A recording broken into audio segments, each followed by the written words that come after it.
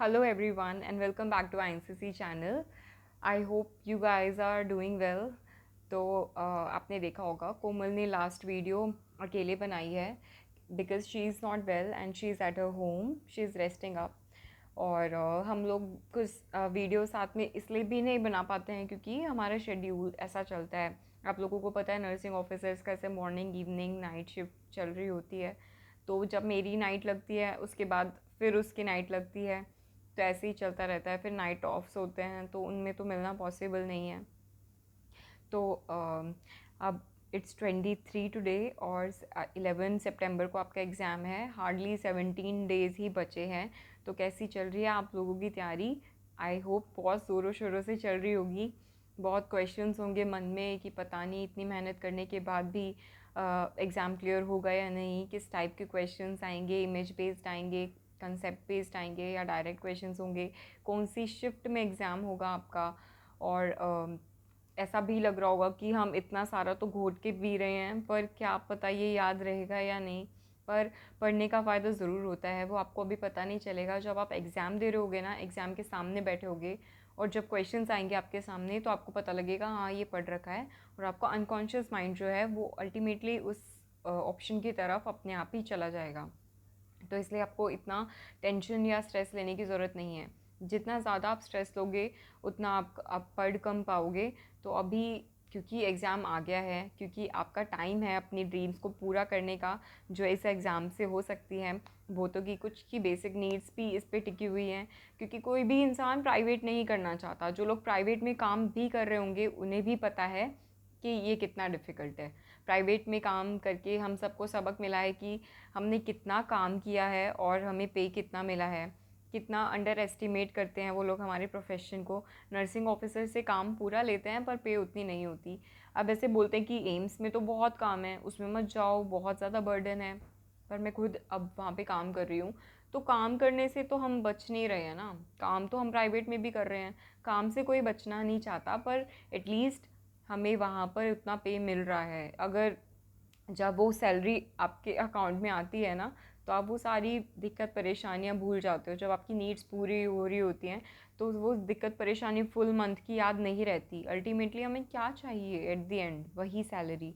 तो इसलिए प्राइवेट में पता है हम सबको कितना काम लेते हैं वो लोग। मेरी एक फ्रेंड है, तो हम ऐसे रिज़ल्ट के बाद बहुत टाइम, क्योंकि रिज़ल्ट से पहले भी हम घर पे ही बैठे थे, तैयारी कर रहे थे, और रिज़ल्ट के बाद जॉइनिंग तक बहुत टाइम हो जाता है। तब भी मैं घर पे ही थी। मेरे भाई ने बोला अब रिज़ल्ट तो आ चुका है तो इतने रेस्ट कर ले, उसके बाद तो काम ही करना है।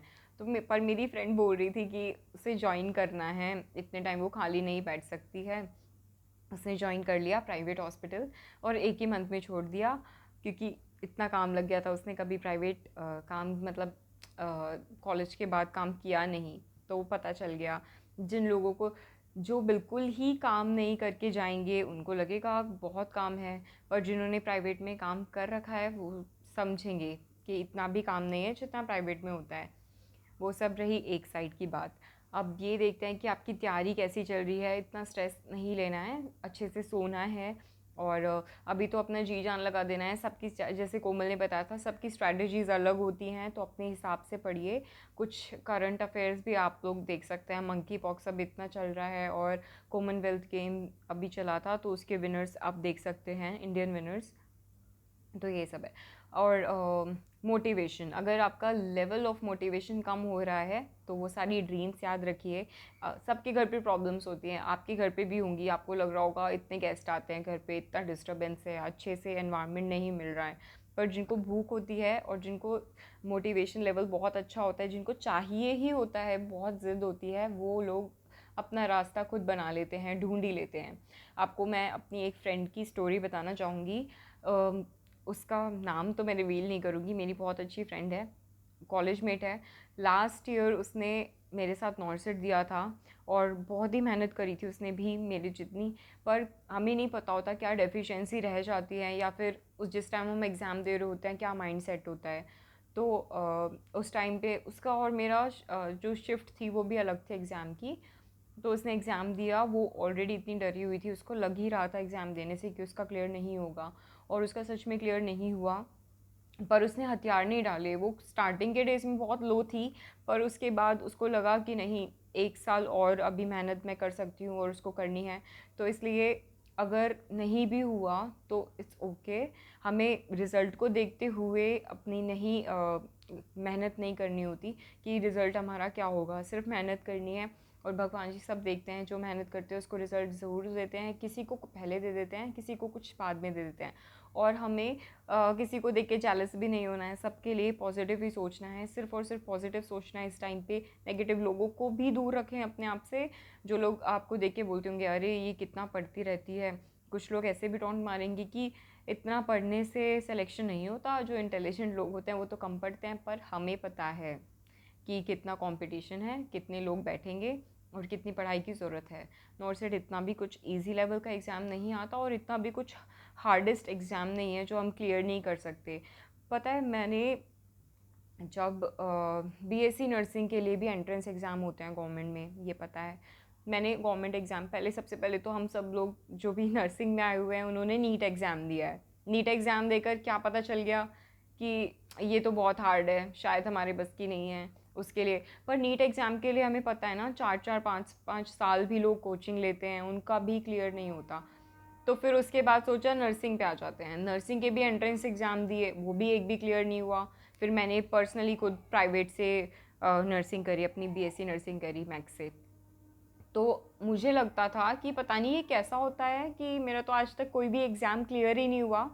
कैसा, जब मैं एग्ज़ाम दे रही थी उसके पहले मुझे लगता था इम्पॉसिबल है, लिस्ट में नाम आना पॉसिबल नहीं है, क्योंकि मेरा कभी नहीं आया।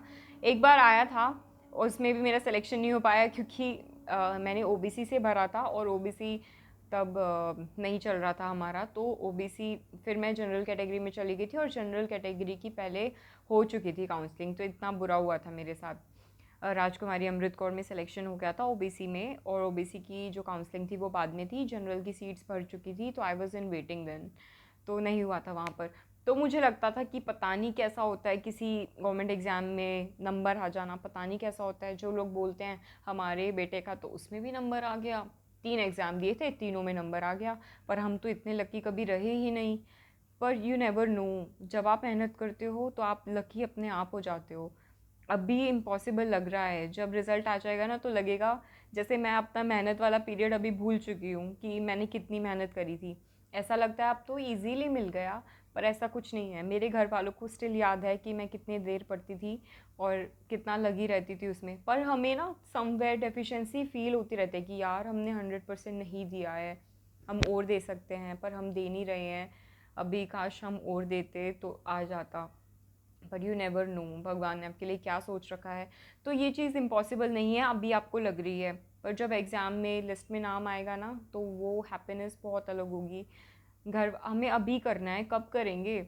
जैसे हम लोग अपने घर पे कितना गुस्सा करते हैं ना, लोगों से अपनी बात मनवाने की कोशिश करते हैं, गुस्सा करते हैं, हम चाहते हैं लोग हमारी बात सुने। पर क्या वजूद है हमारा अभी जो कोई हमारी बात सुनेगा। वही वजूद तो बनाना है और अभी बनाना है। तो इसलिए कहीं कहीं कुछ ऐसा अचीवमेंट तो हो जो हमने अपने आप से किया हो, तो वो अभी करना है, अभी नहीं तो कभी नहीं। हमेशा प्रेजेंट में जीना है, प्रेजेंट में काम करना है, अभी के लिए अभी के लिए काम करना है। तो इसलिए हार्ड वर्क पेज। अभी आप काम करेंगे, अभी आप पढ़ेंगे तो ज़रूर आपका नॉर्सेट में सिलेक्शन होगा। ये कोई इम्पॉसिबल चीज़ नहीं है, मैंने एक्सपीरियंस किया है। मुझे भी लगता था कि लिस्ट में नाम आना तो इम्पॉसिबल है, पता नहीं कैसे होते हैं वो लोग जिनका लिस्ट में नाम आ जाता है। मैं भी मोटिवेशनल वीडियोस देखती थी उन लोगों की जिनका नंबर आ चुका था लास्ट ईयर जहाँ से मैंने कोचिंग ली थी। उधर भी मैंने लोगों को देखा था, इंटरव्यूज़ चल रहे थे उनके कि कैसा होता है ये नंबर आना, पता नहीं। और सेम आई फेल्ट, बिकॉज़ मुझे लगा कि हाँ शायद मैं भी कर सकती हूँ। मैं अपना 100% तो दूँ पहले, तभी तो मेरा सिलेक्शन होगा। I gave my 100%। शायद मेरी तरफ से वो पूरा 100 नहीं था, पर इतना था, इतना अप्रोप्रिएट था वो कि जिससे मेरा सिलेक्शन हो सके। तो यही टाइम है। तो मैं अपनी फ्रेंड की बात बता रही थी, उसने अपनी उम्मीदें नहीं छोड़ी। वो प्राइवेट में उसको कुछ एजुकेशन लोन था उसका, वो उसकी इंस्टॉलमेंट स्टार्ट हो चुकी थी, वो पे करनी थी। तो अब उसके घर वाले चाहते थे कि वो जॉब ना छोड़े। उनको लगता था कि इसका 1 साल, अभी 1 साल भी कहाँ, पूरे 6 मंथ अभी नंबर नहीं आया तो आगे भी नहीं आ सकता है। और उन्होंने उसको मतलब कॉन्टिन्यूसली बोला कि तू जॉब कर ले, उसके साथ तुझे पढ़ाई करनी है तो कर ले। पर हमें भी पता है जॉब के साथ पढ़ाई बहुत मुश्किल हो जाती है, और प्लस ये स्ट्रेस भी रहता है कि लोग इतना पढ़ रहे हैं और मैं जॉब के साथ कैसे करूँगी। तो उसने क्या किया, एक्स्ट्रा आवर्स उसने काम किया। प्राइवेट में तो करवा देते हैं डबल शिफ्ट भी। तो उसने ऐसे लगातार काम किया और एंड में वहाँ से पैसे लिए।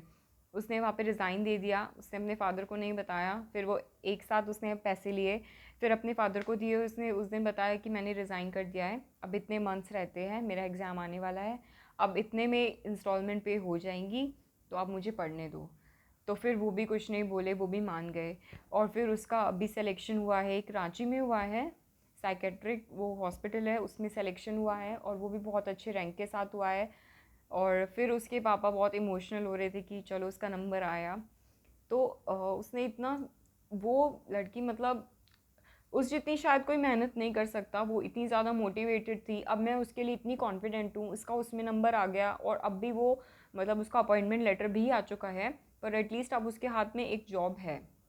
अब उसको नॉर्थ सेट में बैठते हुए ये स्ट्रेस नहीं रहेगा कि मैं अभी, जैसे लास्ट टाइम उसको बहुत स्ट्रेस था, वो होपलेस हो गई थी, तो अभी इतना स्ट्रेस नहीं रहेगा क्योंकि उसके हाथ में एक जॉब है, वो भी परमानेंट वाली, जिसकी सैलरी सेम ही है। तो इसलिए उसने मेहनत करना नहीं छोड़ा। नहीं तो बहुत लोग होते हैं ना कि अभी नहीं हो रहा, मुझसे होगा भी नहीं, या फिर मेरे घर पे ये प्रॉब्लम्स है। प्रॉब्लम सबके घर पे होती है, सबको बहाने मिल सकते हैं। मेरे घर पे बहुत गेस्ट आते हैं, आज मुझे ये काम था, वो काम था, पर सब काम को साइड रख के हम किस लिए कर रहे हैं? अगर घर पे कोई बीमार भी है, हम उन्हीं के लिए मेहनत कर रहे हैं ताकि हम उनको अच्छा ट्रीटमेंट दिलवा सकें जब वो पैसे आएँ। तो इसलिए अगर कुछ है भी तो इग्नोर कर दो फ़िलहाल के टाइम के लिए, क्योंकि आपको स्ट्रेस नहीं चाहिए, आपको मेहनत करनी है। उन्हीं सबको, घर वालों के लिए, जो घर वाले आपको डिस्टर्ब कर रहे हैं उन्हीं के लिए हम मेहनत कर रहे हैं ना। तो इसलिए उसका सिलेक्शन हो गया है, और मैं इतनी कॉन्फिडेंट हूँ उसका नॉर्थ सेट में भी इस बार ज़रूर सिलेक्शन हो जाएगा, क्योंकि वो अब भी 1 मंथ के अंदर उसने टारगेट है वो फिनिश कर रही है। मोस्ट भी दूसरी बार अभी करने लग रही है। तो इसलिए ऐसा नहीं है फ्रेशर लोगों का नहीं हो सकता, बहुत सारे लोग हैं हमारे साथ जिन्होंने फ्रेशर्स ने भी क्लियर किया है सिर्फ क्वेश्चंस प्रैक्टिस करके। तो अभी एंड टाइम पर बिल्कुल भी डीमोटिवेट नहीं होना। सिर्फ अगर आपको बहुत ज़्यादा पढ़ाई इरिटेटिंग लग रही है तो ये सोच के बढ़िए सिर्फ एग्ज़ाम डे तक पढ़ना है, उसके बाद हमने बुक्स नहीं उठाई है। और बिलीव मी, ये लाइफ बहुत अच्छी है। मेरा भाई बोलता है मुझे, तेरी लाइफ बहुत अच्छी है, सिर्फ 6 आवर्स की ड्यूटी करती है, फिर घर पे आ जाती है, कितना कंफर्ट है, 8 ऑफ मिलते हैं। तो सबको यहाँ पे ऐसा लगता है कि ऑफ कितने सारे हैं, संडे है आज की छुट्टी है, पर नहीं, ये नहीं पता कि 8 ऑफ, ऐसे 8 ऑफ बहुत होते हैं। प्राइवेट में तो 5 ऑफ होते थे, और वो भी वो लोग रो रो कर देते थे, और किसी भी गलती पे वो हमारा ऑफ काट लिया करते। तो इसलिए बहुत अच्छी जॉब है, टेंशन नहीं लेने का। अभी बस एग्ज़ाम क्लियर करना है, सारा फोकस एग्ज़ाम पर होना चाहिए, नो स्ट्रेस। और ऑल द वेरी बेस्ट। कोई भी क्वेश्चंस हो आप इंस्टाग्राम पे हमें मैसेजेस करते हैं, हम पूरा ट्राई करते हैं कि हम सबका रिप्लाई कर सकें। और जिनको हम 1% भी मोटिवेट कर रहे हैं, वो लोग please keep watching our video and keep liking our video. Thank you for watching us. Bye bye. कुछ भी क्वेश्चंस हो, क्वेरी हो तो आप बता सकते हैं, और मैसेजेस में, कमेंट्स में सॉरी, आप ये भी लिखकर बताएं कि आपकी तैयारी कैसी चल रही है।